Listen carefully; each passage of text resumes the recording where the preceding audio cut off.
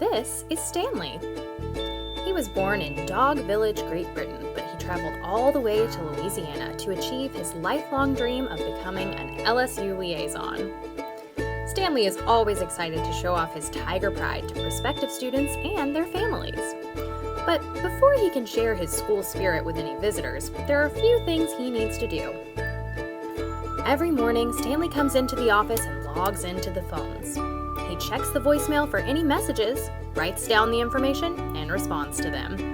Some mornings, Stanley's tired from too much studying the night before. If Stanley ever forgets how to use the phone, instructions are taped to the table. Next, Stanley loads the printer with letterhead for school excuses.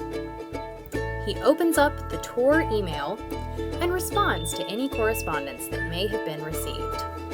While he's on the computer, he looks behind the monitor to check for VIP schedules. If a golf cart is needed, Stanley gets one, signing it out on the board. Then Stanley opens up the Go Center. First, Stanley opens the doors and pushes the check-in desk into the union. Stanley then straightens the chairs in the Go Center and picks up any debris that may have been overlooked by the custodial staff.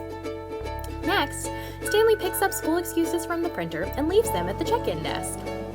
When check-in begins, Stanley activates each screen. He also turns on his favorite CD, LSU Tour's soundtrack. About 20 minutes before the session begins, Stanley starts the pre-tour video. He always takes the iPad with him, never leaving it at the check-in desk. If it's raining, Stanley brings the umbrellas to the back of the Go Center. At this point, Stanley is ready to head out on tour or go to class, but he always shows up early and prepared for his next shift. When the morning duties have been completed, Stanley checks the to-do list on the board. It always keeps him busy.